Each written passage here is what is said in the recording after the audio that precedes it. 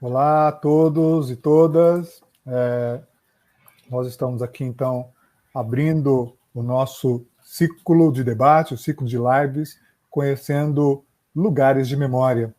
E quero pedir para o Maurice Politi, para ele se apresentar aqui, enquanto eu faço aqui, pego aqui as nossas apresentações e, em seguida, apresentamos também todos os nossos convidados desta noite. Quer apresentar os nossos convidados, Politi, por favor? Boa noite a todos, a todas. Eu sou Maurice Politi, sou diretor do Núcleo Memória e tenho a honra de ter aqui do meu lado o membro fundador do Núcleo Memória junto comigo, Ivan Seixas. Ivan Seixas é uma figura conhecida da época da resistência à ditadura militar e também foi, como eu, também foi ex-preso político. Ele foi secretário executivo da Comissão da Verdade do Estado de São Paulo. Enfim, tem uma longa trajetória na defesa de direitos humanos. Acho que ele já é muito conhecido das pessoas que certamente estão nos assistindo agora. Temos o prazer de tê-lo conosco hoje para contar um pouco sobre a experiência dele no DOI-CODE e o processo de pedido de tombamento do lugar. Também temos a professora Débora Neves, historiadora, querida amiga, companheira de luta nessa jornada, que foi a encarregada pelo CONDEFAT de fazer o estudo relacionado ao tombamento, por isso que nós achamos bastante importante que ela estivesse presente para contar para todos nós como foi o processo e principalmente como estamos hoje em relação a esse lugar. Então, eu dou as mais cordiais bem-vindas a Débora, ao Ivan, e vamos começar, então, lembrando que esse ciclo se inicia hoje e a cada 15 dias, no mesmo horário, a cada quinta-feira, 2 quintas-feiras por mês, teremos, então, a apresentação de vários outros lugares que existem pelo Brasil e que foram ou já apropriados pela sociedade e pelos governos como um lugar de memória, como o Memorial da Resistência, a Casa do Povo e outros, mas também aqueles que ainda não foram reconhecidos pelo governo, mas que a sociedade civil reconhece como sendo um lugar importante para se manter a memória desse país. Então, esperamos vocês. Esse ciclo vai durar até o fim do ano, né? Bem. Então, vamos começar, Oswaldo. Muito bem. Então, a ideia agora, inicial, é de nós fazermos uma brevíssima apresentação sobre o DOI-CODE aqui em São Paulo. Tá bem? Então, o DOI-CODE, nós vamos aqui fazer uma breve visita virtual ao DOI-CODE e, assim, darmos início ao nosso diálogo. O DOI-CODE, como nós conhecemos, ele está ali na esquina das ruas Tutóia e Tomás Carvalhal, no bairro de Vila Mariana, aqui em São Paulo, e se localiza ali onde se localiza o antigo conjunto do antigo prédio do DOI-CODE de São Paulo.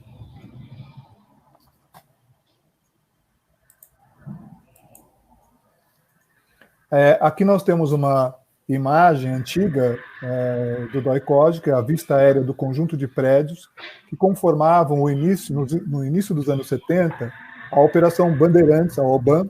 À esquerda da foto, as instalações da delegacia, que permanece lá até hoje, e à direita, o centro de tortura e interrogatório formado por esses 3 prédios no DOI-CODE, hoje divididos por muros, com algumas alterações bastante significativas.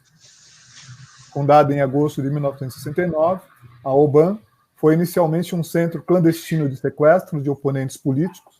Ao final dos anos 1970, se institucionalizou na estrutura oficial das Forças Armadas com o nome de DOI-CODE, Departamento de Operações Internas, Centro de Operações de Defesa Interna. O endereço está aqui, na Rua Tutóia, 921, que abriga a sede hoje da 36ª Delegacia Policial de Vila Mariana. Casa da Vovó, Hotel Tutóia, Inferno e Hospital eram alguns dos nomes dados ao local de modo sarcástico pelos torturadores da ditadura. No DOI-CODE, atuaram militares e também civis que seguiam um padrão de interrogatório, muitas vezes violento, nos quais dezenas de presos morreram em decorrência das torturas físicas e psicológicas. Esta é uma das salas utilizadas no DOI-CODE. Em 2010, Ivan Seixas, que está aqui conosco, à época presidente do Conselho do Núcleo Memória, solicitou o tombamento do antigo prédio do DOI-CODE.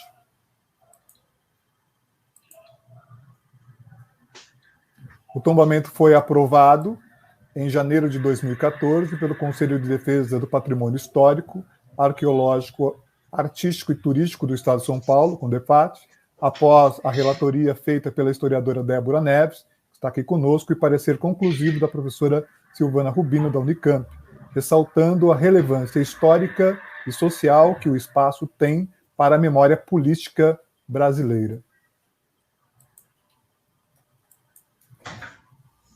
De acordo com o parecer do CONDEPAT, após visita técnica realizada em 17 de agosto de 2016, o espaço encontrava-se muito deteriorado e precarizado. Na conservação do edifício se agravou com a ausência de manutenção básica.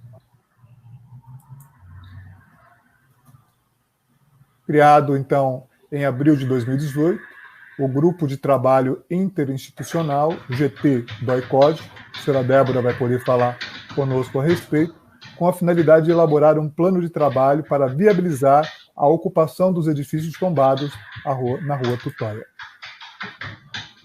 Os objetivos desse grupo de trabalho, é justamente encaminhar as negociações para a transferência do edifício da Secretaria de Segurança Pública para a Secretaria de Cultura e Economia Criativa, a viabilidade de ocupação total ou parcial do complexo, a elaboração de planos arqueológicos, museológicos e educativos, a implantação de marcadores para sinalizar o local como patrimônio cultural, tombado e importante lugar de memória na cidade, e a viabilidade de ações educativas e culturais neste espaço.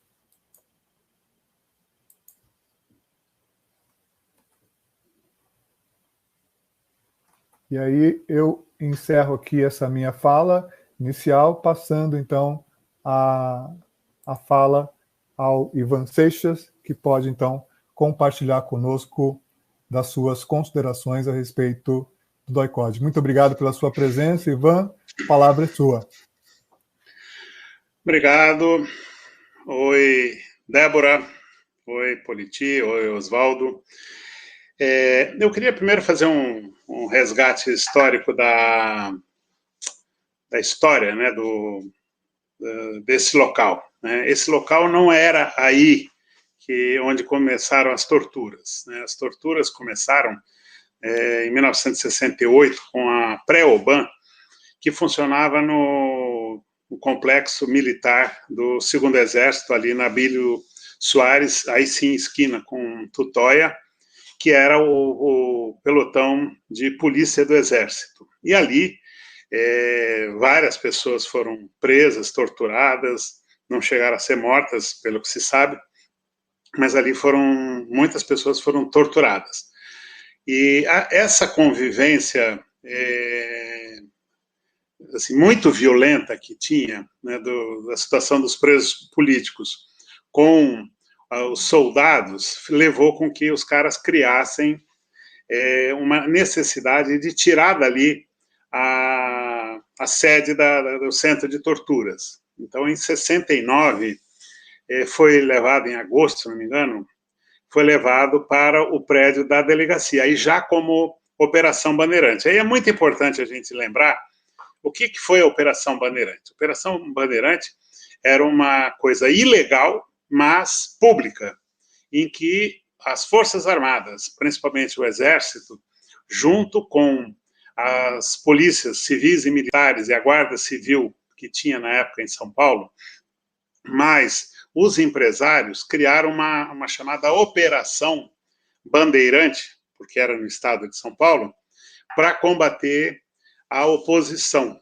Então, essa ligação empresários com repressão, que a gente vê hoje, né, os empresários dando apoio para o governo fascista do Bolsonaro, não é uma coisa nova. Em 64, o golpe foi dado para atender os interesses da burguesia nacional.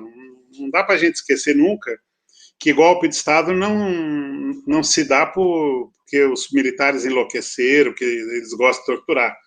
Eles foram chamados pela burguesia, que eles são funcionários da burguesia, e deram um golpe e fizeram a implantação da ditadura. E essa implantação da ditadura era para garantir a retirada de direitos da classe trabalhadora, como a gente está vendo hoje com Bolsonaro e o Exército dentro do governo federal. A retirada de direitos da população civil, né, inclusive trabalhistas e tal. Então, isso daí era força armada a serviço da classe dominante que a gente tinha em 64. E a Operação Bandeirante é a consolidação dessa conspiração contra a cidadania. Eles dão um golpe, mantêm a estrutura repressiva e são financiados pelo empresariado. E quando foi levado o centro de torturas para os fundos da 36ª Delegacia, né, que é essa da Rua Tutóia, ali ficou estabelecido que apenas 2 salas iriam ficar aparentes como se fosse a delegacia. A sala de recepção embaixo e uma sala em cima com um delegado e um investigador lá, só para manter as aparências. Todo o resto desse prédio que foi mostrada a foto aérea que foi tirada pela editora Abril, na década de 80 ainda, foi feito ali o centro de tortura, de aprisionamento, eram celas, rádio, escuta, etc. e tal, tudo era nesse prédio. No prédio ao lado, né, que é esse que foi mostrado aí pelo Oswaldo, né, esse percurso, esse ali era o centro de tortura propriamente dito, onde todos nós fomos torturados. E o que separava a sala de tortura para o mundo exterior era apenas um vitrô. Não existe essa história de porões da ditadura, é uma lenda, uma mentira que foi criada para dizer que é como se fosse assim, estavam fazendo a revelia do governo. Não, o governo era central, quem mandava era um general de exército, que mandava em toda a estrutura de cima a baixo, até chegar no carcereiro que nos mantinha presos. E essa estrutura, ela era disciplinada, era uma estrutura militar, e ela vai ser transformada numa estrutura militar a partir de 1970, quando aí sim foi extinto o aparato não legal, mas público, como eu disse. Participou o governador Roberto de Abel Sodré, participou os comandantes militares, participaram empresários que disseram abertamente que iam dar dinheiro para fazer a repressão política. Agora, em 1970, o Exército Brasileiro criou, dentro da estrutura do governo federal, os chamados CODE, Centro de Operação de Defesa Interna, e que tinha os seus braços operacionais. Um deles era o DOI, né, destacamento, como uma unidade militar, destacamento de operação de informação, que é como eles chamam a ala de inteligência. E esse é o braço que prende, tortura e mata, né? Esse é o que tem. Ao final da Comissão Nacional da Verdade, a gente teve acesso a um documento chamado CICEGIN, Sistema Geral de Informações, em que eles dizem como é que funcionava aquilo ali, né?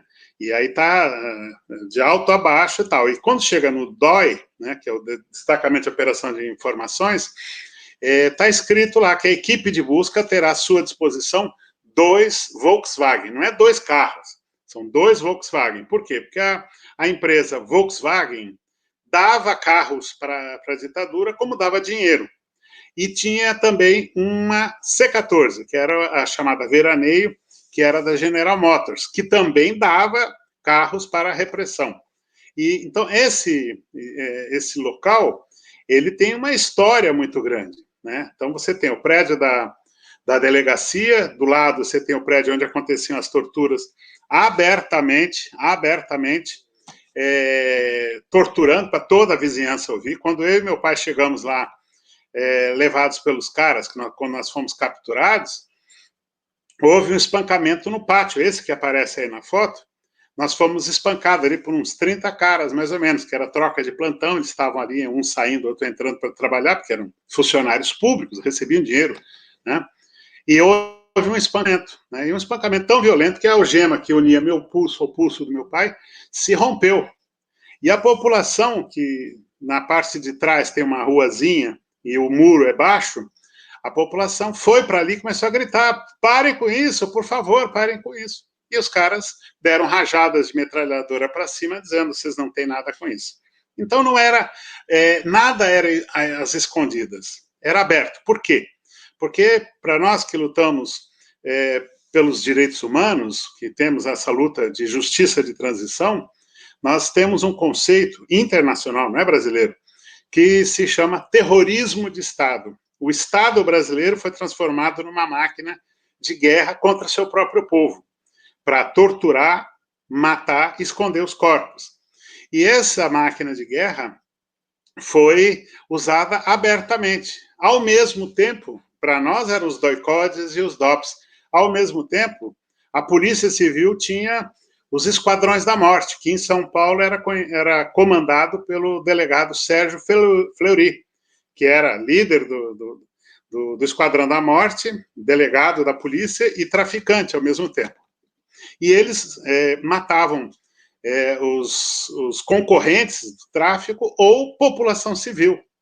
No presídio Tiradentes, onde eram depositados os presos políticos, a gente via sair de lá o Fleury com 20, 30, 40 presos com cordas amarrando um pescoço ao outro, e no dia seguinte, esses jovens negros de periferia, como hoje a Polícia Militar faz, esses jovens negros de periferia apareciam empilhados os corpos com um cartaz com 2 tíbias e um crânio escrito EM, Esquadrão da Morte, e dizendo: esses não vão mais roubar, não vão mais matar. Era o terrorismo de Estado para a população civil, que era para dizer: não se metam a besta, porque nós matamos. E a ditadura, desde o primeiro dia, matou.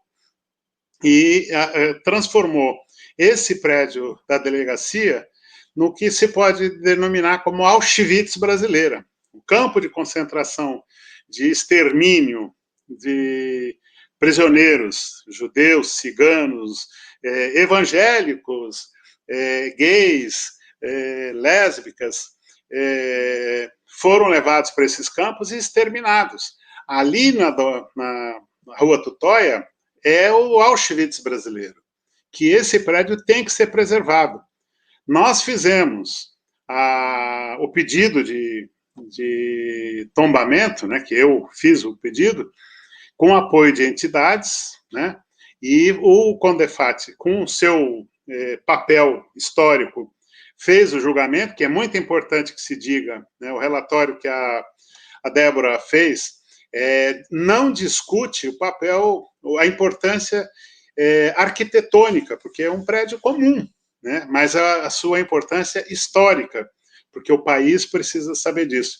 E esse tombamento, ele tem um papel muito importante, que é preservar a memória, para que a gente saiba quem é o ídolo do delinquente Jair Bolsonaro, que ele homenageou, dizendo que era o terror da presidenta Dilma, que era o Carlos Alberto Brilhante Ustra. O Ustra, ele era o chefe da tortura. Ele não me torturou pessoalmente, mas ele coordenou as torturas para me torturar e matar meu pai também. Ele participou também das duas coisas, como de várias outras pessoas. Esse lugar é para lembrar que o Ustra reinou ali. E o que é mais absurdo, muito mais absurdo, para qualquer militar, é que o Ustra levou para morar lá dentro do ICOD, naquele terceiro prédiozinho que tem na foto, levou para morar lá a sua mulher, a dona Joseíta, e as 2 filhas. Tá? Crianças que andavam por dentro do prédio, vendo pessoas sendo arrastadas, ouvindo os gritos de tortura. Então, eu conversei com alguns militares que se mostraram estarrecidos. Como que esse cara fez um negócio desse? Levar a mulher para dentro do local de tortura. E o militar nenhum faz isso no quartel, que não tem tortura, né? É um local onde tem armas, tem movimentação, tem espírito de guerra. Eles não levam a família lá para dentro para passear. Isso não existe. É uma ofensa que faz a família dos militares. Os militares foram ultrajados por uma figura execrável como o Carlos Alberto Brilhante Ustra e o seu vice, o subcomandante, que era o capitão Dalmo Lúcio Muniz Cirilo, e vários outros militares. Então, esse local ele tem que ser preservado com essa característica de que a gente precisa conhecer a história e precisa lembrar da história, para que a gente não permita que volte a acontecer. Porque não foi feita a justiça de transição, porque não foi feita a memória, a não ser os familiares de mortos e desaparecidos que fizeram isso o tempo inteiro, nunca deixaram de fazer, a não ser os familiares de mortos e desaparecidos que pediram, exigiram a punição de torturadores, nenhum outro setor se dedicou a isso.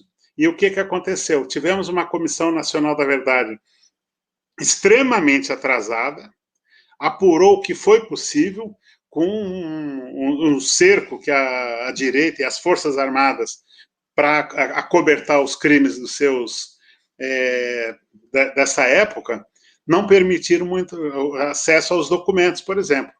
E aí o que acontece? Não se teve a justiça. A sociedade democrática tem que dar um sinal para torturadores, dizendo, isso nós não aceitamos, isso nós não permitimos. Isso é justiça de transição, que é um exemplo, foi dado pelos tribunais de Nuremberg, que julgou os crimes do nazismo. Foi tornado conhecido, os crimes foram conhecidos, foi feita a memória, todos aqueles que foram agredidos são lembrados, as entidades que foram atacadas são lembradas, e foi feita a punição exemplar de todos os carrascos do nazismo. Foram julgados por um tribunal de juristas internacionais e julgou e condenou os monstros do nazismo. Porque não se fez isso no Brasil, a gente teve uma justiça capenga. Por isso é que a gente vê os esquadrões da morte existindo. Dentro das polícias militares de Rio e São Paulo, tem vários grupos de extermínio que funcionam conhecidos. Os próprios militares sabem disso. Eu fui presidente do CONDEP, eu protegi policiais que não queriam participar desses grupos de extermínio. Eu protegi policiais que se recusavam a colaborar com esses grupos de extermínio. Então, isso daí mostra quanto foi danoso para o Brasil não ter sido feita a justiça de transição. Supostamente, se um torturador for apanhado em flagrante hoje torturando, e ele tiver a cara de pau de dizer, vão me punir por quê? Se vocês não puniram o Ustra, se vocês não puniram o Sérgio Fleury. Ele poderia ter essa cara de pau, e a sociedade que protegeu, que se beneficiou da ditadura, que financiou as torturas, não teria o que responder. Por quê? Porque não foi feita a justiça de transição. E agora, esse movimento de preservar os locais de memória, seja o local de tortura e assassinato, ou seja o local onde houve resistência, é super importante, porque isso é conhecer a sua história. Como que você vai cultuar Jesus Cristo, por exemplo, se você não conhece a história dele? Como que você vai cultuar o profeta Maomé se você não sabe a história dele? Como que você vai cultuar Tiradentes se você não conhece a história dele? Isso é preservação da história, isso é preservação da memória humana, não é da esquerda brasileira, não é da minha organização, Movimento Revolucionário Tiradentes, é de todos nós. Os 20 e tantos anos de ditadura não deixaram não deixaram formar lideranças políticas, por isso é que você tem políticos muito velhos e alguns que estão iniciando agora. Não deixou formar lideranças empresariais, lideranças acadêmicas, nem mesmo lideranças militares. Você tem essas múmias que estão no governo do Bolsonaro, que são pessoas absolutamente com a cabeça no passado. Eles não estão com a cabeça no presente. São pessoas ignorantes, que acreditam que a Terra é plana e outras bobagens do tipo, porque não teve formação. Os jovens oficiais não participaram disso e não conseguem acompanhar uma múmia como o general Heleno, por exemplo. Então, esse tipo de coisa a gente tem que entender. Não é para mim, não é para contar minha história. Minha história é minha história, não importa. É a história do país. Tá? Eu fui preso com 16 anos, fui torturado durante 2 dias seguidos, vi meu pai ser assassinado, minha mãe e minhas irmãs serem presas, uma das minhas irmãs sofrer violência sexual. Passei 6 anos na prisão sem ser processado, não fui processado nem condenado. Só que essa é a minha história. Agora, uma semana antes de eu ser capturado, eles tinham capturado um outro rapaz de 15 anos, chamado Abílio Clemente, um jovem negro de Santos. Torturaram ele até a morte. Uma semana depois, ou um pouco mais, da minha captura, eles mataram um jovem branco, que não se sabe o nome. A minha irmã até conversou com ele, mas não se sabe o nome. Também mataram esse rapaz. Tanto que muita gente achava que eu tinha sido morto, por causa dessas 2 mortes. Agora, reparem bem, somos 3 jovens que fomos torturados. Eu sobrevivi. E eu sobrevivi por algum motivo que não me interessa, tá bom assim, eu estou feliz de estar vivo. Mas só que eu lamento profundamente terem matado Abílio Clemente e terem matado esse jovem que foi por volta do dia 20 e pouco de abril de 1971. Esse local presenciou a morte desses 2 rapazes, como presenciou a morte de muitos outros que a gente nem sequer sabe o nome. Presenciou a morte das pessoas que são imputadas ao Ustra. Agora, muito importante uma coisa. Esse prédio está vazio hoje. O prédio onde tinha as torturas está vazio. Sabe por quê? Não é preservação, porque a delegacia foi totalmente descaracterizada. Aquele prédio está preservado por um motivo, porque os funcionários veem fantasmas e acreditam que são os fantasmas dos nossos companheiros assassinados ali, das nossas companheiras assassinadas ali. E essa gente que trabalha lá, que não tem nenhuma ligação com esse assunto, vê pessoas ensanguentadas, ouve gritos, a luz apaga, a luz acende, etc. e tal, porque aquele ambiente está impregnado dessas histórias monstruosas que o Carlos Alberto Brilhante Ustra, o coronel Valdir, que veio antes do Ustra, o coronel Aldir Maciel, e vários outros que participaram daquilo lá, militares e civis. E muitos empresários que iam lá pagando para assistir as nossas companheiras serem torturadas. Esses monstros, senhores de bem, são esses que apoiam hoje em dia esse governo de merda que é o governo do Bolsonaro. Essa gente tem a capacidade de se dizer cidadão de bem. São esses que iam ver as nossas companheiras nuas, penduradas no pau de arara, e se excitavam com isso. Que davam prêmios pelas nossas cabeças. Cada um de nós que era capturado tinha um valor pela cabeça. Era um prêmio que davam. Isso não sou eu que estou falando. Isso na Comissão Estadual da Verdade, um escrivão que trabalhava no DOI, disse com todas as letras, nós tínhamos um prêmio, sim. Não era muita coisa, era pouquinho, mas que era porque era produtividade. Eu, que era policial civil, disse ele, recebia no gabinete do próprio secretário de Segurança.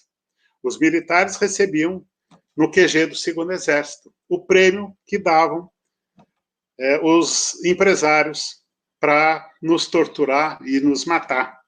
Porque o DOI-CODE não era um lugar de serial killer. Aquilo ali era um lugar profissional de gente que trabalhava para a burguesia brasileira, que trabalhava contra os interesses nacionais. E isso daí a gente não pode esquecer.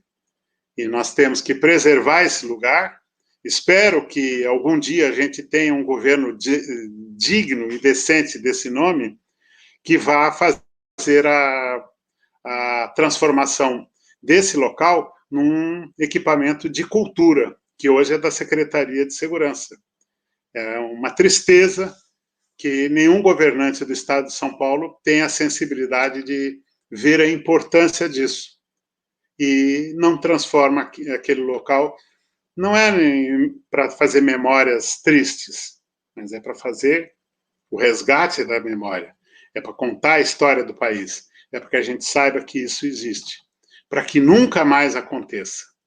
A gente precisa conhecer o passado para entender o presente e construir o futuro. Caso contrário, a gente vai ter uma ditadura, que vai ter um delinquente na presidência, que daqui a pouco pode ser qualquer outro delinquente que possa usar a violência do Estado contra a população. Era isso. Muito obrigado.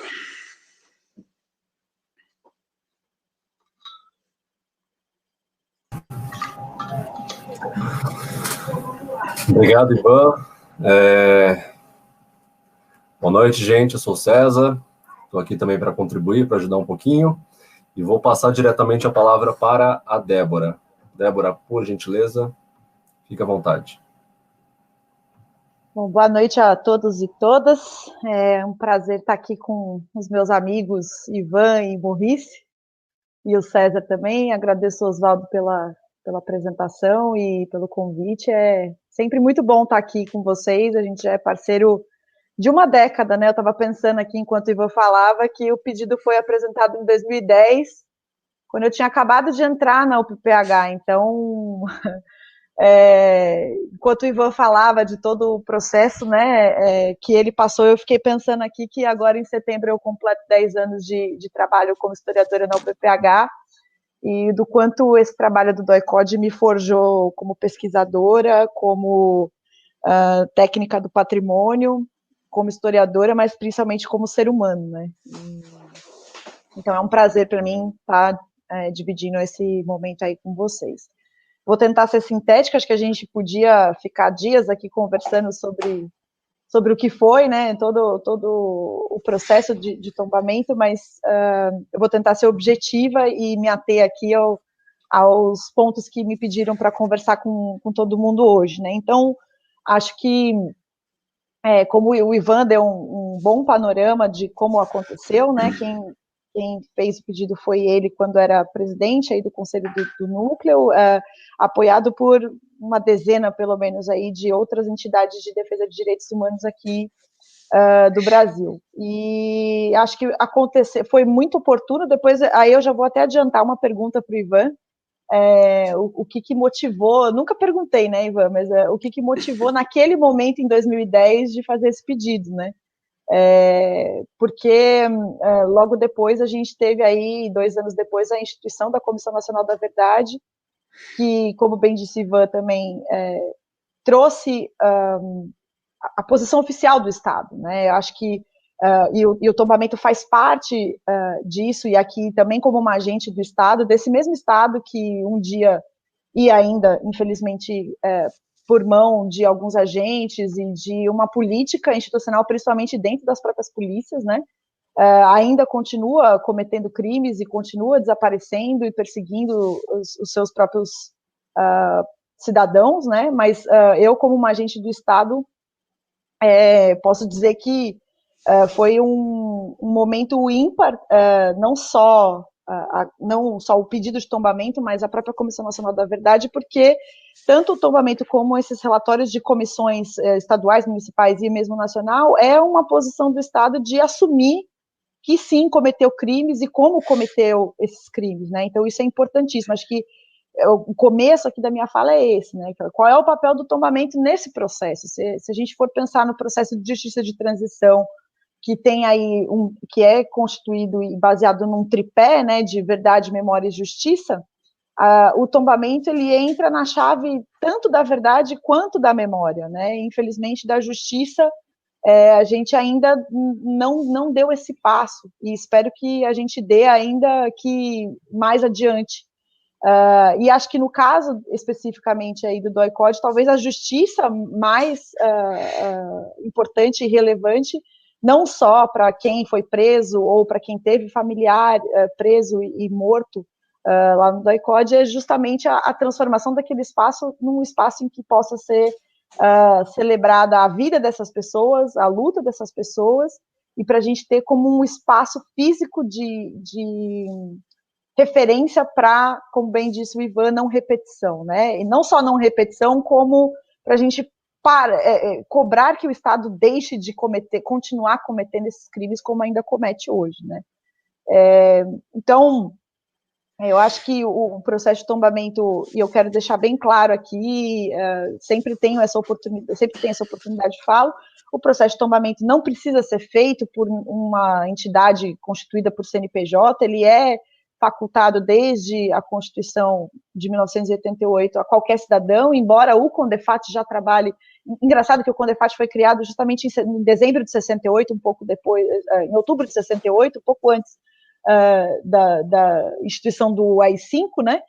Mas sempre foi um órgão que teve um contato muito próximo e direto com a sociedade civil, né? Então, qualquer pessoa pode solicitar um tombamento desde que o CONDEFAT foi criado lá em 68. E foi o que o Ivan aí e os demais grupos de defesa de direitos humanos fizeram, pediram o tombamento daquele espaço. Então, hoje, aqui em São Paulo, e mesmo o próprio IFAM, que é o órgão federal, devem receber os pedidos de tombamento feito por qualquer cidadão, né? Então, é importante até que outros estados, né, pessoas de outros estados que estejam nos assistindo também busquem aí os seus órgãos de preservação locais, pautados pela Constituição Federal, artigo 216, que fala sobre o patrimônio cultural e que é de responsabilidade do Estado, em parceria com a sociedade civil, a preservação, o reconhecimento, o inventário desses espaços. Então, é importante. E aí, o Núcleo Memória, imbuído desse espírito cívico e também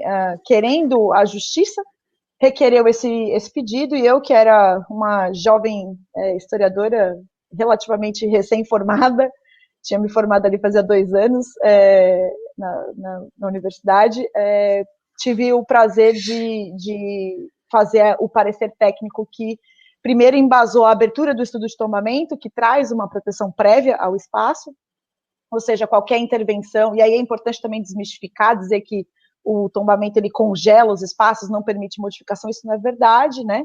Ele só traz uma proteção e essa proteção incide sobre o espaço físico, que qualquer alteração, reforma, obra que vai ser feita nesse espaço precisa ser precedido aí de uma autorização do conselho, porque é no conselho em que a gente tem um corpo técnico qualificado para identificar se essas transformações e intervenções que vão ser feitas no edifício, essas obras podem trazer algum prejuízo.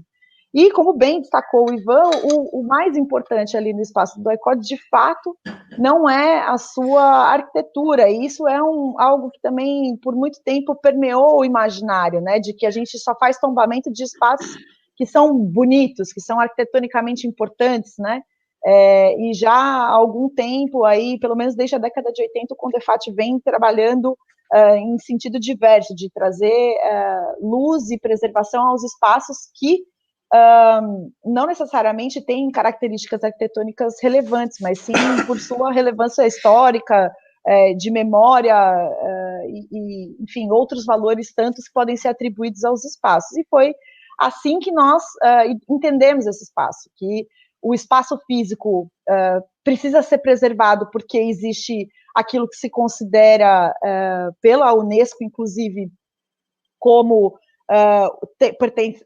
portador do espírito do lugar, né? Então, é diferente você ouvir, por exemplo, o relato do Ivan, o relato do Maurice, claro que é muito impactante, mas uma coisa é ouvir esse relato e visitar o espaço onde eles estiverem, né?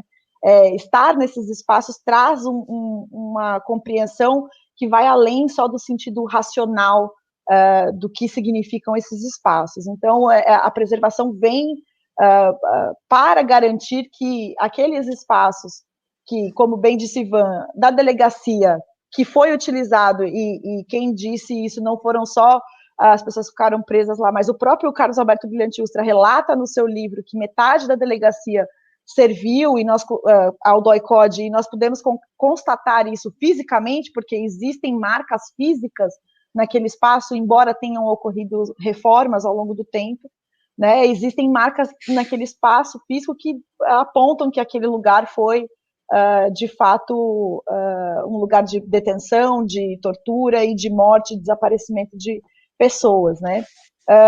Dos edifícios que foram mostrados ali no começo, todos estão preservados, mas com diferentes graus, né, de importância, e o mais importante é, de fato, aquele prédio do fundo, que foi onde a maioria das torturas e mortes aconteceram, né? Então, aquele é um espaço que sempre esteve vazio, desde, pelo menos, o começo do estudo de tombamento, e nós tínhamos aí uma esperança de que, ao longo do processo, esses edifícios fossem paulatinamente desocupados, porque existia ali o entendimento, aparentemente, da Polícia Civil, do DECAP, que é o responsável pelo espaço, de que eles deveriam, de fato, sair dali. Então, existia um almoxarifado lá, alguns pneus, material de consumo da própria polícia estava abrigado naqueles edifícios, e ao longo do tempo eles foram sendo retirados e levados para uma outra edificação na sede da Polícia Civil em Pinheiros.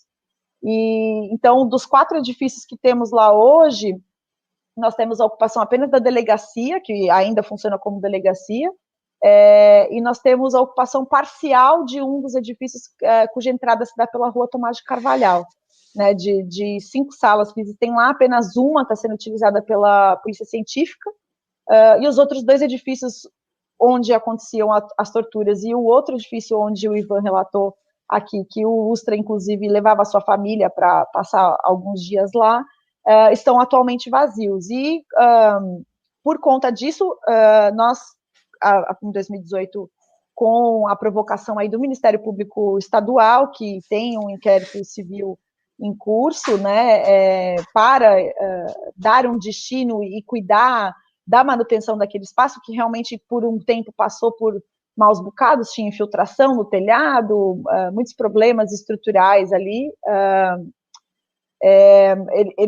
O Ministério Público, então, a partir disso, requereu que o CONDEFAT se manifestasse no sentido de dar um uso para aquele espaço que estava vazio, até que se decidisse definitivamente o que vai ser feito. E aí, a partir disso, eu entendi que o CONDEFAT, na verdade, é o PPH, né, a Unidade de Preservação do Patrimônio Histórico, é a unidade à qual eu estou vinculada, que é da Secretaria de Cultura e Economia Criativa do Estado, não tinha a capacidade de sozinha lidar com o tema, porque a gente está lidando com um tema que é interdisciplinar, o patrimônio é um tema interdisciplinar.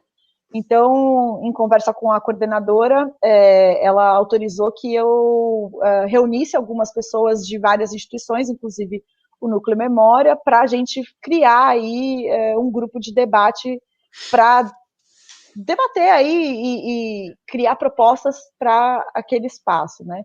Então, nós começamos com um grupo pequeno, hoje nós temos várias instituições, a Unifesp, a USP, a Unicamp, a Universidade Federal de Minas Gerais,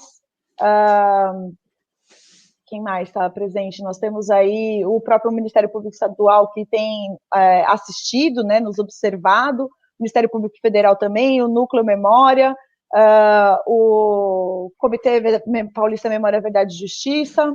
Eu não queria falar o nome de todos, porque se eu esquecer alguém é uma injustiça aqui, mas acho que eu lembrei de todo mundo. E nesse grupo nós temos debatido já ao longo de quase 2 anos, na verdade, quais são os caminhos que esse edifício deve ter. E a gente apresentou, no final do ano passado, um requerimento aí para o secretário da Cultura, o Sérgio Saleitão, para que ele encaminhasse formalmente um pedido de transferência dos 2 edifícios que hoje estão vazios lá naquele terreno para a Secretaria da Cultura, para que a gente possa desenvolver ali, primeiramente, uma pesquisa arqueológica, que também já tem um pedido junto à FAPESP por intermédio da Unicamp, que solicitou aí um financiamento na linha de políticas públicas para fazer pesquisa arqueológica naquele espaço, e também para que a gente possa, daqui a algum tempo, instalar ali um memorial que dê dignidade ao espaço e à memória do que ocorreu. E uma memória que é cada dia mais ligada ao presente. Eu costumo dizer que o patrimônio ele está muito mais ligado, relacionado ao presente do que ao passado, né? Ele é só uma reminiscência do passado, mas ele traz questões sobre o presente, né? E acho que mais do que nunca a gente tem debatido questões sobre memória, sobre quais histórias nós contamos sobre o nosso passado e sobre as pessoas que constituíram esse passado, e qual é o caminho mais justo para a gente discutir que tipo de sociedade nós formamos, que não só permitiu que uma ditadura se instalasse e permanecesse por 21 anos, como também a gente, como essa mesma sociedade, anos depois, permite que uma pessoa absolutamente incapaz assuma o posto mais importante da República, né? Então, eu acho que o debate sobre o DOI-CODE, ele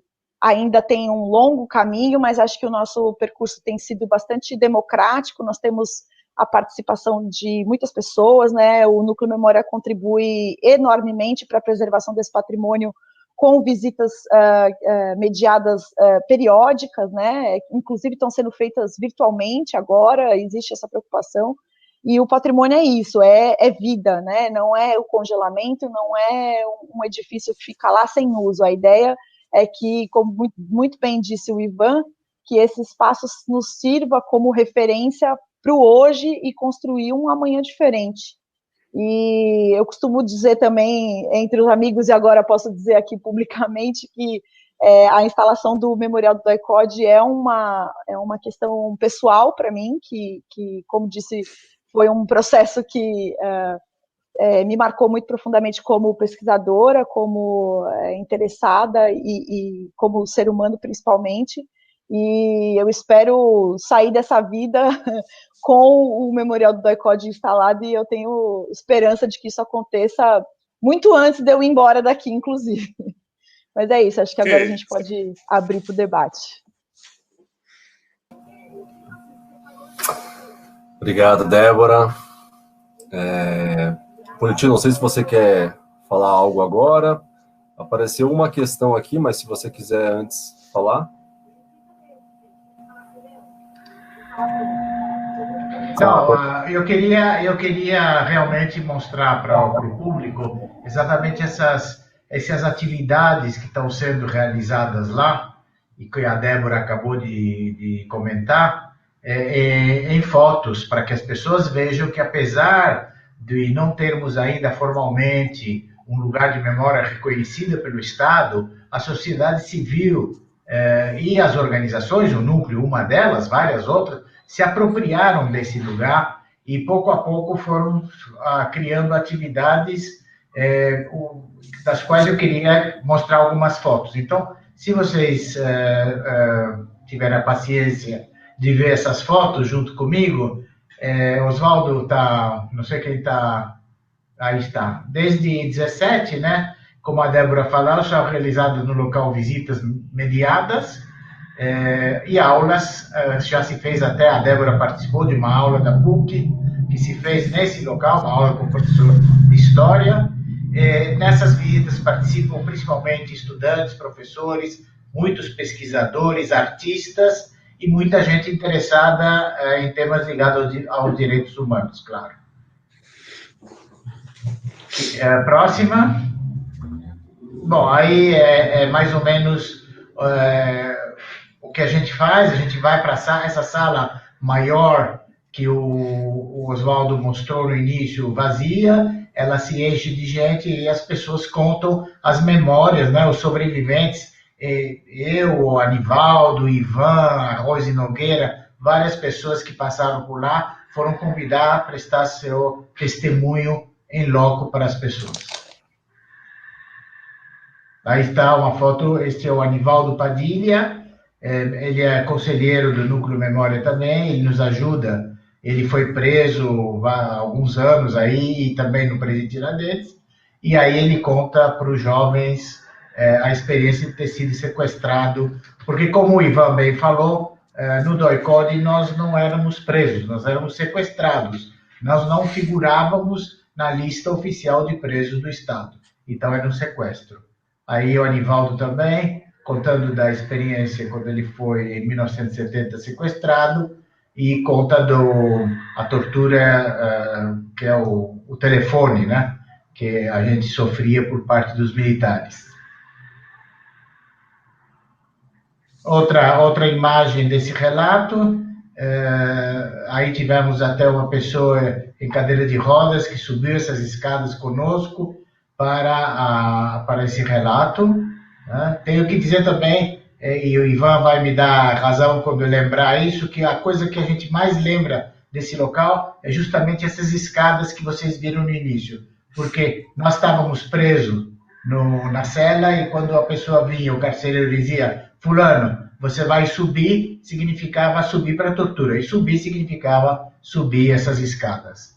Ao fim da visita, isso também foi uma coisa que nós, junto com a Débora, achamos que era importante. Cada pessoa que quer, a gente disponibiliza um caderno onde fazemos a pergunta: o que você espera? Um pouco para que a sociedade vá dizendo, e isso possa também ajudar no processo de memorialização desse local.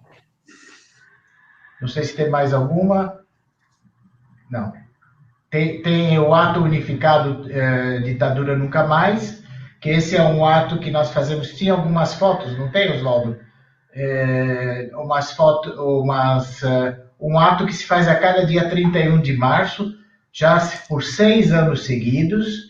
Apenas foi tombado o ano seguinte, já se fez, e como a Débora falou, o lugar é tombado, então a sociedade pode ir lá e sem que tenha restrição alguma, e nós fazemos um ato denominado Ato Unificado Ditadura Nunca Mais. Geralmente, aí está, algumas fotos, geralmente 500, 600 pessoas. É um ato cultural, é um ato naturalmente político, mas é político-cultural, com artistas, poesias, onde se celebra a vida dos que lá morreram. De acordo com a Comissão Nacional da Verdade, vocês que leram sabem que pelo menos 51 pessoas foram assassinadas pelas forças da Operação Bandeirantes do DOI-CODE, seja por tortura ou em confronto com as forças deles, né? E aí está mais uma imagem com as fotos dos desaparecidos desse ato anual que se faz nesse local. Outra imagem esse ato foi o 6º ato, que foi em 2018. Só não fizemos o ato esse ano, né, Débora? Porque não deu, porque já estávamos em plena pandemia. E essa é uma das turmas da visita guiada. Eu acho que é isso que eu queria mostrar para todos, né? Para mostrar, inclusive, que isso que nós fazemos do DOI-CODE, a gente sabe que outros estados, por exemplo, no Rio de Janeiro, eles costumam fazer também atos culturais no DOPS da Rua da Relação, apesar do lugar não ser cedido, mas é um lugar apropriado pela sociedade, e acho que vem dentro desse conceito, inclusive, que nós temos na rede brasileira de lugares de memória. Tá? Podemos, então, as perguntas, César, para debater? Claro. Bom, eu queria agradecer, Débora, agradecer Ivan, Politi, pelas explanações aqui, e vou passar agora. Chegaram 2 questões para a gente. A primeira é da Fátima, ela dá boa noite, Ivan, boa noite a todos. Eu gostaria de saber se o sítio 31 de março, situado em Parelheiros, também está incluso como lugar de memória a ser preservado. Eu não sei, essa pergunta acredito que pode ser direcionada aos 3, então, se alguém souber, por favor, pode responder. Bom, primeiro eu queria dar um boa noite, um grande abraço para o meu amigo Jair Krischke, que ele é do Movimento de Justiça e Direitos Humanos do Rio Grande do Sul. Ele está nos assistindo. É um grande amigo, um grande companheiro, um dos maiores especialistas em Operação Condor que tem no Brasil. Uma figura maravilhosa, que é um querido amigo. A outra coisa é o seguinte, essa pergunta da Fátima, ela diz o seguinte: o sítio 31 de março, ele existe, ele não é bem em Parelheiros, ele é na confluência de 3 municípios, né? São Paulo, Itanhaém ou Peruíbe, não lembro agora, e acho que Imbu, né? Então, ele é uma área meio conturbada geograficamente, porque tudo ali eram terras devolutas, e as Forças Armadas, que muita gente acha que foi uma ditadura de gente honesta, né? Na realidade eram corruptos, né? E eles pegaram as terras devolutas e distribuíram entre militares ou deputados que eram da base deles, né? E um desses usurpadores da propriedade, do patrimônio nacional, né, das terras chamadas devolutas, que é a Terra da União, foi um cara chamado Joaquim Rodrigues, né, que era uma figura que não era militar, ele se assumia como coronel, andava armado e tudo mais, e ele foi o dono desse sítio, que na realidade não era dele, como eu disse. E eles fizeram dali um centro de tortura e extermínio. Naquele local, várias pessoas do Partido Comunista, naquela fase de aniquilamento do Comitê Central, passaram por lá, mas antes, muito tempo antes, passaram por lá vários companheiros nossos. Meu querido amigo, companheiro, Antônio Carlos Bicalho Lana e a sua companheira passaram por lá durante uma semana. Oficialmente, eles tinham sido assassinados, né? E lá eles ficaram uma semana sendo torturados até a morte, né? Então, esse local é um local de muita importância histórica. Nós fomos na época da campanha da CPI das Ossadas de Perus, nós estivemos lá nesse local, visitamos, conseguimos reconstituir uma parte da história, mas não conseguimos o principal, que era achar os corpos, que a gente tinha esperança que acharíamos, né? Mas ali a gente conseguiu detectar, através dos depoimentos, através da presença, inclusive, de um filho de um torturador, que se prestou a nos ajudar a conhecer o lugar, porque ele disse: eu era pequeno e eu era levado para lá para participar de churrascos, porque o meu pai era amigo que era um capitão do exército, era amigo do Fleury, do Sérgio Fleury. E eles organizavam churrascos com seus familiares nesse lugar, onde torturavam. Quer dizer, são pessoas que dá para ver que não é uma coisa muito normal, né? E ele disse: é aqui mesmo, eu consigo reconhecer, mas eu acho que não é bem aqui que acontecia as coisas, que tinha uma casa, mas era mais lá para cima e tal, então a gente não conseguiu reconstituir. Mas esse local, com certeza, é um local de tortura, um local de memória que a gente deveria preservar. Só que nós não conseguimos fazer isso. Tá, Fátima? Isso aí para nós é muito importante. A outra coisa é a Fabiana Farracini, ela fala, né, que as coisas eram dirigidos racionalmente, não era loucura. Isso daí, para mim, é muito importante que a gente resgate isso. Em hipótese alguma, a gente achar que eram militares loucos que deu na telha. Não, eles cumpriam ordens e eles tinham um papel a desempenhar, e que a gente tem que ter muita atenção para que isso não se repita. Valeu, Ivan.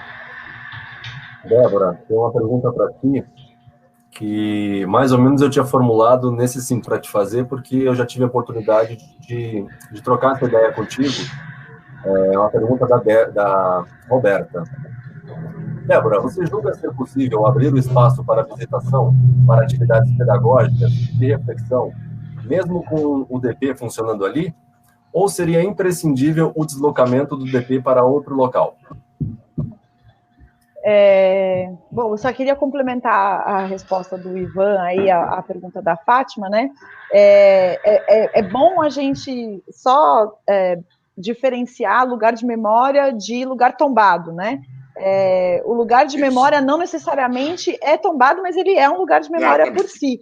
Então, como o Ivan bem apontou, muitas vezes a gente não consegue identificar exatamente aonde fica, porque tem essa dificuldade de localização geográfica, porque vale lembrar que muitos desses lugares eram clandestinos, não eram estruturas... Que é o caso do sítio 31 de março.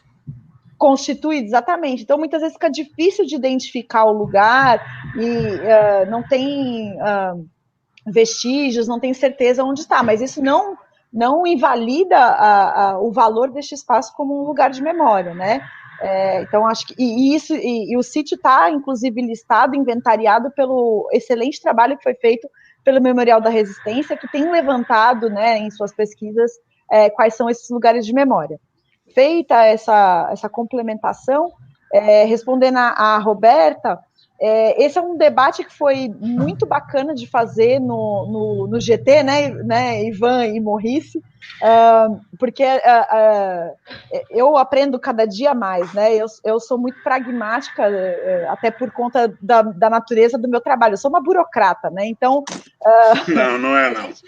Não, eu sou, e eu não vejo isso como algo pejorativo, não. Eu acho que a burocracia pode nos ajudar muito, inclusive eu acho que tem nos ajudado muito neste governo Bolsonaro, a combater o governo Bolsonaro, inclusive a burocracia, né?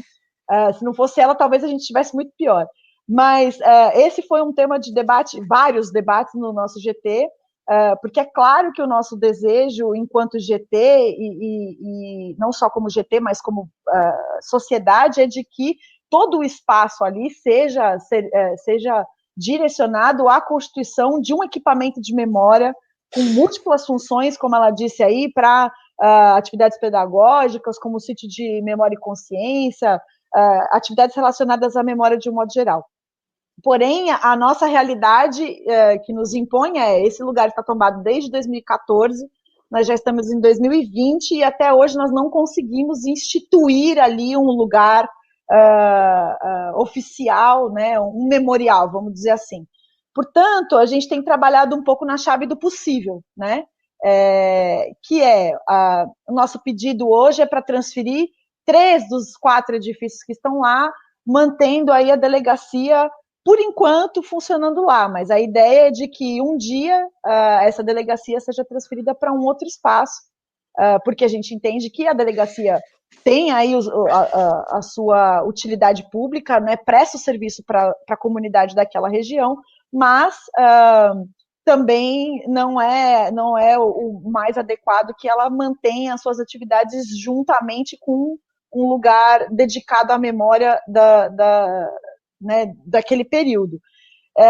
No entanto, como isso ainda não aconteceu, nós, como o Maurice mostrou, tanto o Núcleo Memória quanto a UPPH faz visitas periódicas a esse espaço, mesmo com a delegacia funcionando lá, o que prova que é plenamente possível, com a cessão oficial desses 3 edifícios para a Secretaria da Cultura, a implantação de um equipamento cultural e de memória naquele espaço. Perfeito. Vamos para a próxima aqui, do Paulo Paruquer.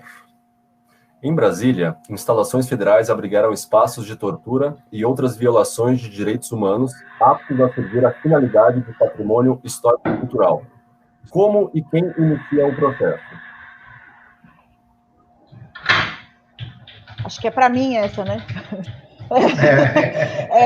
Claro. Bom, então, como eu disse, né, provavelmente, eu agora, me perdoe, eu não sei dizer se o Distrito Federal tem aí um órgão específico de preservação do patrimônio, né? Caso haja, qualquer cidadão, como eu disse, pode solicitar essa preservação, né, o tombamento desses espaços. Para isso, a minha sugestão é fazer um relatório, não precisa ser nada muito fundamentado, mas quanto mais fundamentado, melhor, mas um pedido justificado, por que está sendo solicitado o tombamento desse espaço, quais são as razões. Se tiver fotografia, ótimo, coloque aí nesse pedido. E, claro, se tiver também aí uma reunião de assinaturas, né, uma espécie de abaixo-assinado, isso também conta muito, porque mostra que existe um apelo para mais de uma pessoa, né, para a preservação daquele espaço. É importante a gente lembrar que o tombamento ele é o reconhecimento do Estado de lugares que são importantes para a memória coletiva, né? Então, é óbvio que um indivíduo pode solicitar, mas quando tem um grupo maior de pessoas, sempre tem mais esse peso. Caso o Distrito Federal não tenha, né, um órgão de preservação, que eu acho que tem, pode ser encaminhado para o IPHAN, que é o órgão nacional, aí, federal, né, de preservação, que também vai ter que trazer algum tipo de resposta e, eventualmente, até a preservação. No caso do IPHAN, a gente tem enfrentado um pouco mais de dificuldade no campo da preservação. Foi pedido, por exemplo, pelo Ministério Público Federal o tombamento do DOI-CODE do Rio de Janeiro, onde está instalado ainda o Exército, e esse é um processo que tem se arrastado há alguns anos já e, infelizmente, sem solução por enquanto. Mas é isso, qualquer cidadão pode solicitar, com base, inclusive, no artigo 216 da Constituição Federal. Eu só queria acrescentar, Débora, em Brasília você tem o PIC, prédio do PIC, Pelotão de Investigações Criminais da Polícia do Exército, que funciona dentro do complexo militar lá do Comando Militar do Planalto. O Forte Apache. O chamado Forte Apache, que é onde ficava a sede do Exército. Mas Brasília tem outros lugares de memória que são muito importantes, a própria UNB. A construção de Brasília teve um massacre, mataram 300 candangos, né, 300 trabalhadores, que é hoje a Vila Planalto, que está ali dentro do plano piloto. Então, esses lugares podem ser pedido tombamento, porque eles são lugares de memória, não precisa ser um lugar onde teve tortura. Pode ser um lugar onde teve uma luta, onde teve uma entidade funcionou, né? Então, isso assim, não liguem a ideia de memória com tragédia, né? Liguem com memória, com história, né? Uma história viva, né? A propósito, a Mariana Jofili está fazendo uma pergunta aqui, e eu queria dizer quem é Mariana Jofili. Mariana Jofili é uma historiadora maravilhosa, uma amiga querida, e ela escreveu um livro, a tese dela, de doutorado, é também um livro, que fala sobre as técnicas de interrogatório exatamente do DOI-CODE, né? E ela está perguntando aqui, eu já vou ler para te poupar um pouco, César. Gostaria de enviar um grande abraço aos componentes da live e perguntar qual é o perfil dos visitantes da antiga sede do DOI-CODE e quais costumam ser as reações. Aí é com vocês, que são do núcleo, que vocês podem falar isso aí. Responder. Eu queria também mandar um abraço para a Mariana, que é uma companheira assim, de longa data, que sempre participa dos nossos sábados resistentes e das nossas atividades. Mariana, o perfil dos visitantes, em geral, é aquele que a gente descreveu, ou são estudantes, pesquisadores, artistas, advogados, gente do Ministério Público. É um perfil bem variado. Tem pessoas mais jovens e teve pessoas da nossa idade, da minha e do Ivan. Da sua, você que é velho. Nós não. Eu sabia que você ia falar isso, por isso que eu falei. Da minha idade, não, nós tivemos gente que foi presa lá e que nunca mais tinha voltado. Então, realmente, é uma gama variada de pessoas. Agora, o predomínio é de jovens. E isso que nos alenta muito. A Débora participa muito dessas visitas, ela organiza, e em geral é com escolas, né? Temos uma professora que todo ano leva a Escola Santa Maria, eu esqueci o nome da professora. Sônia. Quem? Sônia Brandão. Sônia Brandão, a professora Sônia, ela leva os estudantes. Então, o DOI-CODE virou um lugar importante para se visitar quando os professores abordam esse tema nas escolas. E aí, e as reações que eles têm são, se você um dia vier para São Paulo, e a gente vai te mostrar o livro que eles escrevem, né? As opiniões, muita gente, muita emoção, e também a maioria deles dizendo, esse lugar tem que ser preservado. Né? Esse lugar tem que ser preservado, esse lugar não pode ser destruído, esse lugar... Então realmente tem funcionado como um apelo para que um dia a gente possa mostrar isso para o secretário da Cultura, o dia que ele receber a gente, mostrar, olha, a sociedade civil quer isso, né?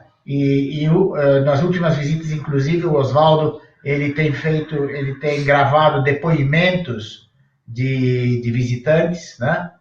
Temos também muitos artistas, gente que lida com arte, que vai lá e começa a desenhar na hora, ou gente que lida com cinema, que nos pede para ir lá filmar, para fazer um documentário. Enfim, tem de todos os tipos de pessoas. Essa é a minha resposta. Não sei se a Débora quer complementar, porque ela também leva... Eu quero, porque no meu caso, assim, eu já atendi, como bem disse o Maurice aí, o Colégio Santa Maria, que foi, acho que, o colégio com os estudantes mais jovens. Eles tinham, talvez, 12 anos de idade.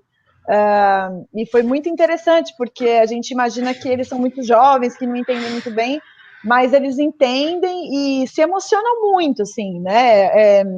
Eu também levo todo ano os alunos do Lourenço Castanho, um colégio que fica ali na Vila Nova Conceição, aqui em São Paulo, um bairro nobre, que vem fazendo um trabalho desde 2016, se eu não me engano, 2015, 2016, em função de alguns episódios que eles enfrentaram por lá. Então, eles têm um percurso de memória bastante interessante, e o DOI-CODE faz parte de um deles.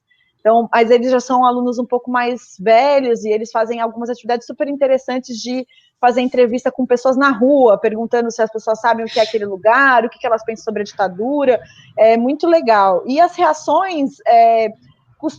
tem gente que são das mais variadas, mas eu já vi muitos alunos se emocionarem mesmo, de sair chorando de lá, porque achou muito pesado, achou muito difícil estar naquele espaço, e de fato é um espaço que sempre que a gente vai lá, eu particularmente saio de lá muito pesada, né?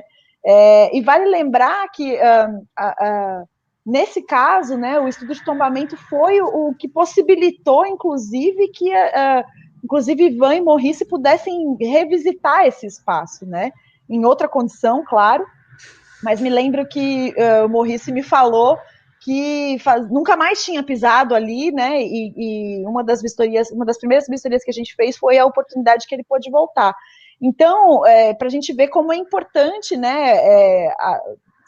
Pelo menos o início dos estudos, justamente para tornar esses lugares públicos, né? Então, o Paulo perguntou aí, né, como e quem começa, tem que começar, porque quando a gente começa, parece que vira um ciclo virtuoso, não vicioso, né, mas virtuoso, porque abre a possibilidade de trazer aquele espaço para o debate. Então, e queria só trazer também, já que a Mariana, que eu quero mandar um beijo enorme, a gente se encontrou há um ano para fazer o Sábado Resistente dos 50 anos, né, do DOI-CODE, no ano passado, perguntou quais são as reações. Eu acho que um dos fatores importantes também de destacar aqui é o quanto foi importante a visita de ex-presos durante o processo de tombamento, né?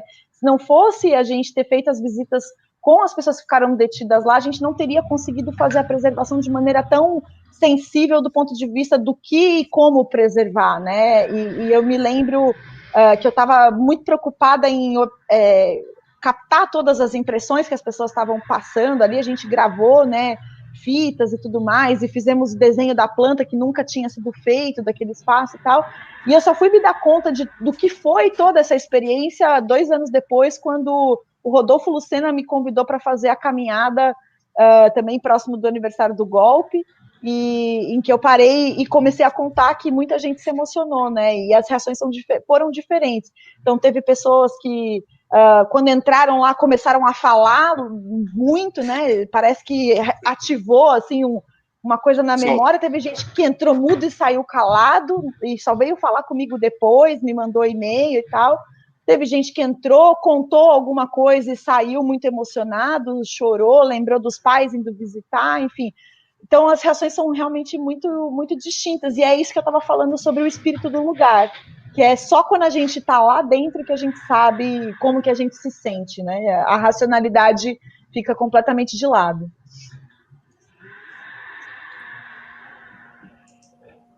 Eu só queria pontuar também que nós tivemos este ano o curso Lugares de Memória e Direitos Humanos no Brasil, que pela primeira vez o Núcleo Memória fez ele de forma virtual, online. E nós tivemos, por conta dessa questão de ser online, nós tivemos inscrições do Brasil todo e até do exterior. E uma dessas inscrições, que inclusive o rapaz participou do curso, ele era um policial militar, né? Então, para a gente também compreender que esse tema ele abrange, abarca, enfim, é uma infinidade de pessoas e é muito importante que a gente possa dialogar com todas elas, né? Eu não sei se o Oswaldo quer falar algo, mas chegou uma outra pergunta aqui, a gente ainda pode fazê-la para finalizar depois, né, Oswaldo? É do Glauber, de Petrópolis. Exatamente. Uma pergunta para o Ivan e para o Maurice. Se vocês acham que existe uma importância no reconhecimento de lugares de memória ligados à violência de Estado para as vítimas dessa violência e seus familiares, sentido de reparação, para além de um sentido pedagógico para a sociedade como um todo? Pode responder, Ivan. Não, responde você que é mais velho. Não, Glauber, um abraço para o Glauber, que também vai participar das nossas lives daqui 1 mês, 2 meses, apresentando o caso da Casa da Morte, né? Ele foi integrante da Comissão da Verdade de Petrópolis, e eles estão no processo de tombamento da Casa da Morte, mas isso eu vou deixar para ele falar no dia, né? Eu acho que, pelo menos como eu vejo, é claro que o reconhecimento de lugar de memória tem um sentido reparatório para a família, porque se não fosse isso, quer dizer, as famílias, quando nós fazemos o ato do dia 31 de março no DOI-CODE, tem naturalmente o sentido do local, das violências do local, mas os familiares levam flores, e essas flores representam algo, sabe, homenagear aqueles que foram barbaramente torturados e assassinados, ou ali mesmo, ou pelas forças que estavam aí, as forças do exército, da polícia. Então, tem um sentido reparador. No mesmo local onde morreu meu marido, o meu tio, ou o meu avô, eu venho aqui colocar uma flor para me sentir aliviado, para me sentir reparado, para me sentir homenageado. Então, eu acho que você tem toda a razão, Glauber. Ele funciona não só no sentido pedagógico, como o Ivan falou, para não acontecer mais, para que a sociedade saiba o que aconteceu, no sentido histórico, mas é também uma questão de reparação para as famílias. Não sei se o Ivan quer falar mais alguma coisa. Eu acho que é isso mesmo. Eu só queria fazer alguns comentários. Primeiro, a Fátima Miranda, caso seja homônima, desculpa, mas tem uma amiga que é uma professora da rede pública de São Paulo, deve ser ela mesmo, né?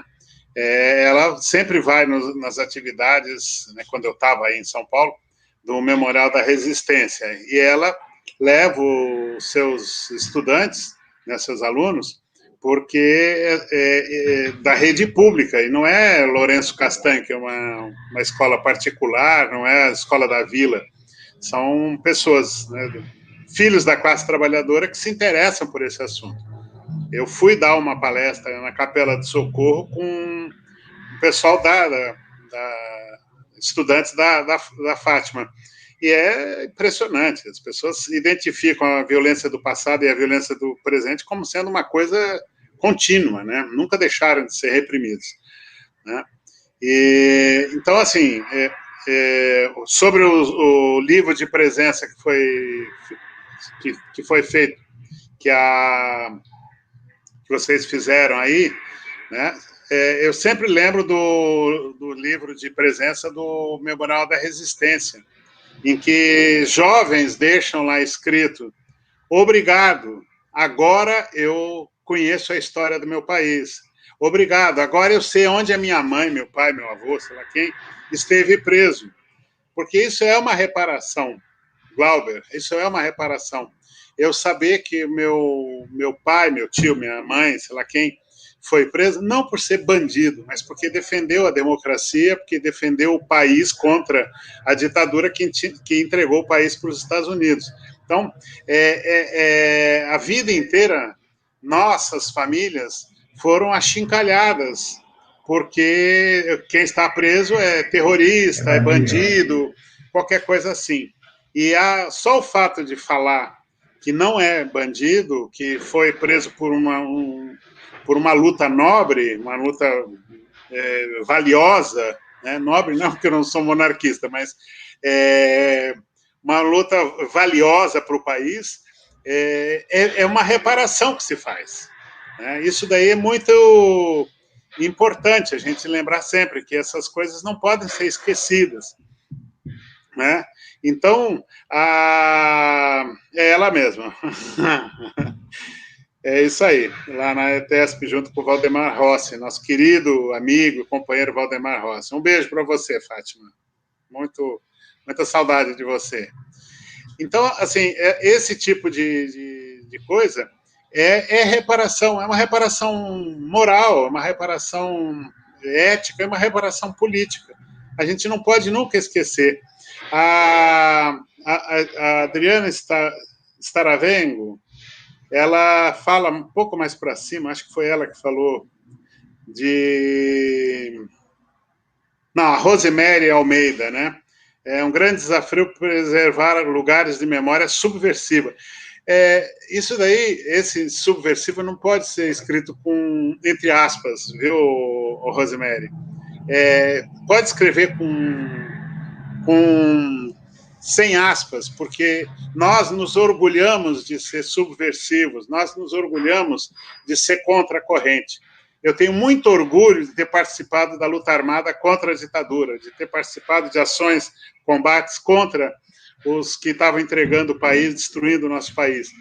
E isso, para nós, é um motivo de muito orgulho. E tenha orgulho de estar aqui junto com a gente, de estar junto nessa luta pela preservação da memória. Isso eu acho que é uma coisa que eles têm vergonha. Eu falo, eu participei da luta armada, participei de ações armadas, participei de combates e me assumo como militante guerrilheiro do Movimento Revolucionário Tiradentes, como comunista que sou. Eles não têm coragem de se assumir como fascistas, torturadores, assassinos. Eles não têm essa coragem, porque o que eles fizeram é uma vergonha muito grande. Então, para mim, assim, escreva sempre com letras garrafais, tá? Subversivo, eu sou mesmo, nós somos mesmo, estamos aqui para não deixar morrer a memória, porque eles, que são a suposta ordem, querem que apague a história. E nós, né, eu vou fazer uma declaração de amor à dona Débora aqui. É um orgulho muito grande você, tá, que você começou junto com a gente, jovem, meio assustada com aquela coisa toda, e você cresceu e está junto com a gente aqui. É uma maravilha saber que você não é burocrata. Burocrata é aquele que cria dificuldade para vender facilidade. Você é da estrutura do Estado. E é muito legal o que você faz, como o Marcelo Araújo fez, como a Kátia Filippini fez, várias outras companheiras e companheiros fizeram. Então, assim, estamos juntos, subversivamente, contra a corrente.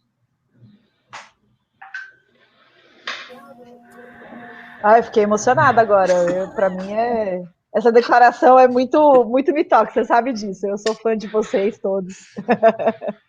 E aprendo muito com vocês. Ó, o Jair Cris que está dizendo aqui, em homenagem à jovem historiadora, vamos desmentir a data do golpe. Não é 31 de março, é 1º de abril mesmo. 1º de abril, exatamente. 1º de abril. É isso aí, grande Jair. Bom, nós temos mais uma pergunta aqui. Acho que dá para a gente também responder, contemplar. É a última. É da Adriana. Ô César, Adriana, posso ser mais um pouquinho subversivo? Eu acho que vocês deviam deixar por favor. O debate até a hora que acabar, porra. Não tem hora para acabar. Porra, é essa. Nós já fomos avisados que você provavelmente diria então, isso. Vocês já me conhecem, me convidaram, não foi... não foram enganados em nenhum momento. Eu vou pegar uma Sem cervejinha problema. e a gente continua aqui. Não tem cerveja, mas vamos que vamos. Eu tava aqui, ó, tomando um drink. Eu tô vendo, com maior inveja, viu, Débora? Olha lá, a Fabiana Ferracini. Então, antes da pergunta da Adriana... aqui, tá vendo? Opa, então bora. Eu queria, antes de fazer a pergunta da Adriana, mas aproveitando que nós estamos aqui com declarações de amor, né?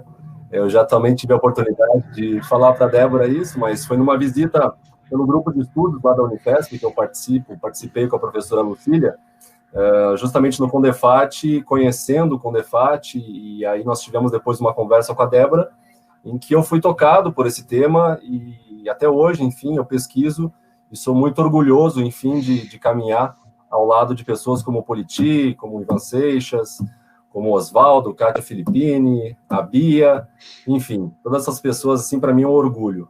Então, tá dado o recado ao vivo aqui para todos vocês. E agora eu gostaria de fazer a pergunta, então, da Adriana, que ela fala: fui informada por funcionários do Memorial da Resistência que o local foi pintado, modificado, a pedido dos familiares que lá estiveram. É isso mesmo? Qual o objetivo? Não. Ao contra, posso começar? Por favor. Não, na verdade, acho que talvez você não tenha compreendido muito bem o que foi falado lá para você, né? Existe uma das celas, o que acontece é o seguinte: o prédio do Memorial da Resistência, que era a sede do DOPS aqui em São Paulo, né? Era da Secretaria de Segurança Pública e foi transferido para a Secretaria da Cultura no ano de 1999. Então, até 99 funcionava lá uma delegacia também. Então, o edifício estava bastante judiado, vamos dizer assim, né? Estava bem, muito uso, muitos anos. O edifício foi construído em 1914, então, olha, 80 anos aí, né, de uso do edifício. O que acontece é que, equivocadamente, e existe até uma ação do Ministério Público Estadual contra a Secretaria da Cultura por conta disso, foi feita uma obra que pretensamente de restauro, com uma perspectiva que hoje, inclusive, já não cabe mais dentro do campo do patrimônio e dos arquitetos que trabalham com patrimônio, de retornar aquele edifício ao estado original. E aí foi feita uma grande limpeza naquele edifício, né? Foram descascadas as paredes, demolidos, edifícios foram construídos ao longo do tempo, para tornar aquele edifício o mais próximo possível do que era a planta original lá da década de 1910. E o que aconteceu foi o seguinte: o Memorial da Resistência não tem absolutamente nada a ver com isso, né? Na verdade, a ideia era ali de implantar uma escola de música, por isso que essas alterações foram feitas. Mas, quando o memorial foi constituído aí com a participação do pessoal do Núcleo Memória, na verdade, antes nem era Núcleo Memória, né, era o Fórum de Ex-Presos Políticos, que participaram ativamente, uma das celas foi recaracterizada ali com os próprios ex-presos que ainda estavam vivos à época, escrevendo seus nomes ou dos seus companheiros que tinham sido presos ali naquele local, então como uma forma também de reparação, né? Então acho que só para deixar claro que na verdade não foi feita uma reforma a pedido, ao contrário, né? Os ex-presos pediram para que uma das celas pudesse ser escrito o nome deles novamente, para justamente reparar o erro que foi de descaracterizar o edifício depois da sua transferência para a Secretaria da Cultura. Só complementando o que a Débora falou, é assim, eu posso falar com mais liberdade porque eu falo mesmo, então é o meu jeito de ser. Na realidade, o prédio foi descaracterizado, tá? Foi destruído historicamente. Então, aquele local onde hoje funciona o Memorial da Resistência, aquela parte onde tem um acervo, né, que são as celas, aquilo ali foi destruído. Antes eram 6 celas, né? Eles destruíram 2 celas, sobraram 4. Tinha no final do corredor, onde tem uma falsa porta ali, dava para um lugar que eram 4 celinhas pequenas, individuais, em que nós ficávamos para ficar escondido, para ser torturado ou morto mesmo. Tá? Essas celas também foram destruídas. Agora, mais grave ainda é que as paredes, como a Débora falou, foram descascadas. Descascada não é tirar o reboco só, é tirar as inscrições que tinha ali. Tá? Eu sempre falo que, quando eu cheguei, levei um susto, que eu vi na parede escrito: aqui esteve J.B. Monteiro Lobato, o Monteiro Lobato, escritor. O cara que eu adorava ler as histórias dele, teve preso lá porque ele participou da campanha O Petróleo é Nosso. O saque ao patrimônio petrolífero brasileiro vem de décadas e décadas. O Monteiro Lobato lutou contra isso, fazendo parte da campanha Petróleo é Nosso, dizendo: tem petróleo no Brasil e é brasileiro. Né? Então, ali a gente teve inscrições que eram muito... Então, o próprio Monteiro Lobato, Caio Prado Júnior, várias pessoas estiveram ali e deixaram escrito. Então, todos nós tínhamos... Porque não sabíamos se iam viver no próximo dia. E isso foi desmontado, foi descascado e foi colocado um reboco bonitinho, que simplesmente não queria dizer absolutamente nada. Né? Agora, mais grave, colocaram ali algumas fotos, reprodução de revista Veja, e puseram na frente uma placa Memorial da Liberdade. Ali tinha tudo, menos liberdade. Né? Então, assim, foi uma descaracterização.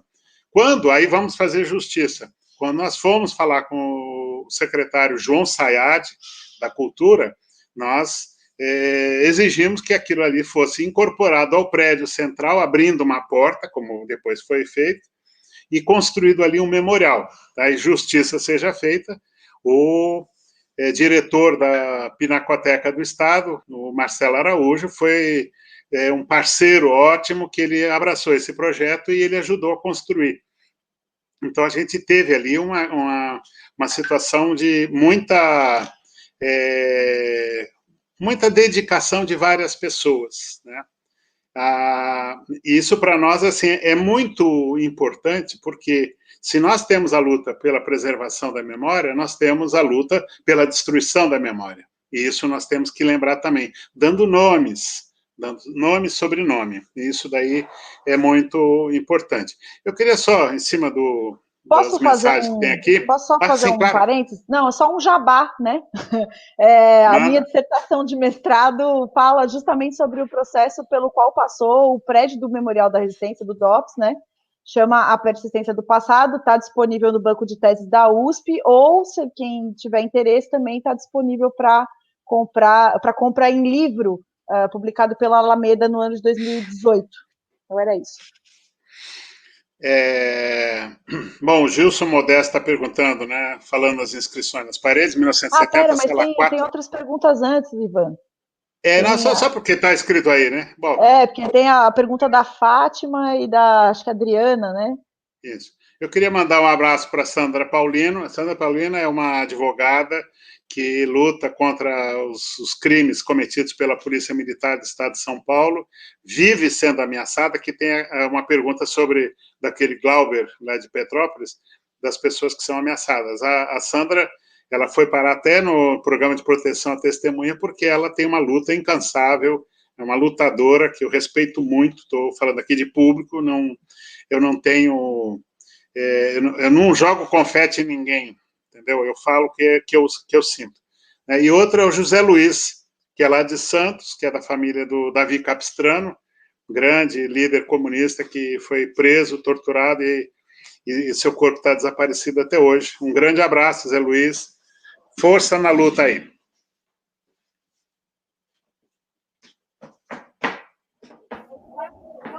Letícia, você está sem microfone.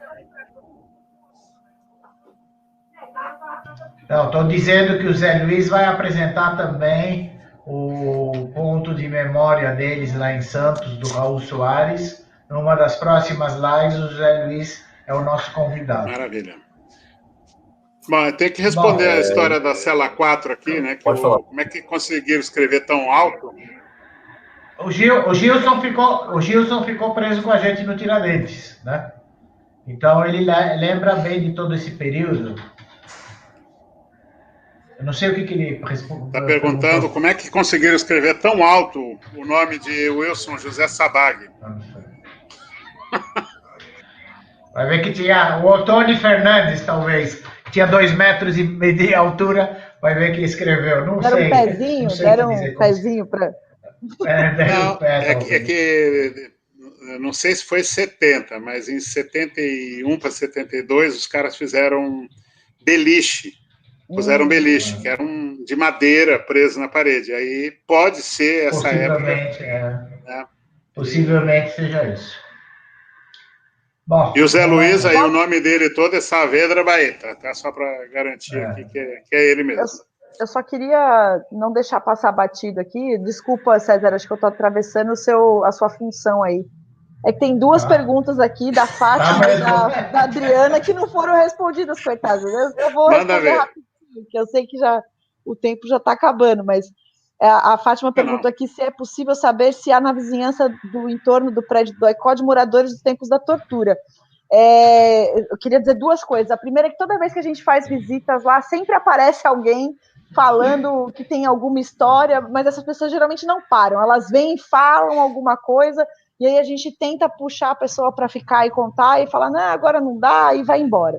Mas o nosso trabalho lá no GT, inclusive dessa pesquisa arqueológica que a Unicamp está pleiteando o financiamento da FAPESP, vai fazer esse levantamento na vizinhança. Então, a gente tem a ideia aí de...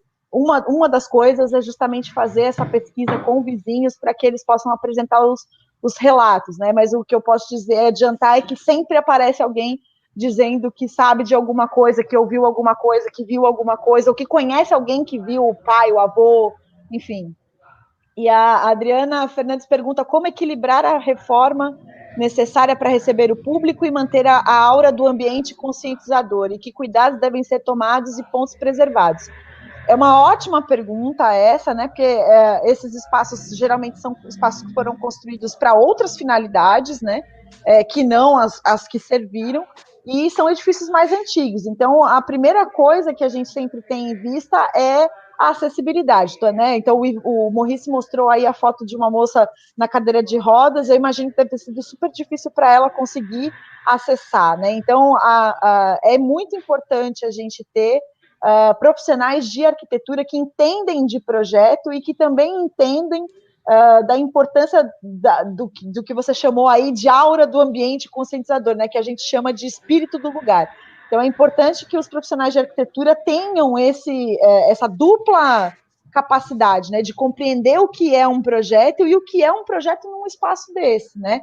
Quais cuidados devem ser tomados é exatamente isso. Precisa ser feita uma avaliação do edifício, quais foram os usos, os lugares, né, mais importantes, e a partir desse estudo, que só é possível com profissionais capacitados, né, do patrimônio, e aí não só arquitetos, mas arquitetos, historiadores, sociólogos, antropólogos, arqueólogos, né, a gente consegue trazer aí uma diretriz, uma diretriz de intervenção, né, quais são os valores que devem ser preservados e de que forma que deve ser feita a intervenção. Isso é só, de fato, fazendo aí um estudo profundo sobre cada um dos edifícios. E eu que sou ateu, estou meio assustado aqui, viu? Porque um está falando em espírito, o outro aura, o Gilson Modesto, que eu não conheço ele, mas ele fala que não tinha ninguém tão alto na época, nem um móvel para subir. Então, eu acho que deve ser alguma coisa sobrenatural, viu, Gilson? E preso faz cada coisa que você nem imagina, viu? É subreal. Ivan Torraca, na existência desses lugares, como também das pessoas que lutaram na época e até hoje, é fundamental. Parabéns a todos, esse trabalho precisa ganhar mais visibilidade. Grande abraço, Ivan. Eu te conheço e tenho muita simpatia pela sua atuação. Dito isso, eu não vou nem pedir as considerações finais, porque senão... Vai mais 2 horas. Isso é mais 2 horas. Faça uma pergunta antes dele encerrar. Queria agradecer muito, então, a participação da Débora, do Ivan, do Maurice, dizer que a nossa próxima live, esse ciclo de lives, Conhecendo os Lugares de Memória, acontecerá no dia 27 de agosto, com o pessoal do Memorial das Ligas e Lutas Camponesas. Então, fiquem ligados aí. Politi, quer falar mais alguma coisa? Não. Só quero agradecer de novo a Débora e o Ivan por estar aqui com a gente, ter aceito o convite. Todos os que assistiram, o Jair Krischke, o Glauber, a Adriana, todos os amigos, as amigas do Núcleo. Reforçar também o pedido para que quem não é ainda amigo do Núcleo, que se inscreva na nossa página. O nosso trabalho depende muito da ajuda e do apoio de cada um de vocês. Nós vamos continuar. O próximo é realmente uma coisa que quase ninguém conhece, nem a gente em São Paulo, o Memorial das Ligas e Lutas Camponesas. Eles fazem um trabalho maravilhoso, muito mais ligado à questão agrícola, à questão de cursos populares para os camponeses da região. Então, eu acho que vai ser muito interessante. Convido todos vocês para estarem conosco no dia 27. E no mês de setembro teremos mais 2. Uma será o próprio Memorial da Resistência de São Paulo, através da sua atual coordenadora, e outro será a Casa Memória Frei Tito, lá de Fortaleza. Outro lugar de memória que está em construção. Então, boa noite a todos. Buriti, está presente aqui entre as pessoas participantes, não sei se você viu, a Lúcia, que é da família do Frei Tito. Frei Tito foi um frei que foi torturado, ficou com sequelas e se suicidou em consequência das torturas. Exatamente. Grande abraço, Lúcia. E Lúcia vai apresentar justamente os lugares de memória de Fortaleza, tá bom? Okay. Eu só quero deixar rapidinho, como a gente está falando para muita gente no país, né? Se alguém aí tiver qualquer dúvida, precisar de um suporte em outros estados para fazer pedido de tombamento, ou mesmo para fazer instrução de estudos de tombamento, eu estou à disposição. O meu e-mail é Débora Neves, né? Débora com H no final, deboraneves@sp.gov.br. Pode me mandar e-mail que eu vou ter prazer em dividir o conhecimento que eu tenho e conhecer mais lugares de memória aí pelo Brasil afora. Muito bem. E agradecer pelo convite. Obrigado a todos, então. Só lembrando também a todos que no próximo dia 22, mais um Sábado Resistente, uma parceria entre o Núcleo Memória e o Memorial da Resistência de São Paulo. Nós teremos como tema as experiências de enfrentamento à pandemia nos territórios. Então, esperamos vocês lá. Muito obrigado. Obrigado, Ivan. Obrigado, Débora. Obrigado. Até a próxima, gente. Sigamos.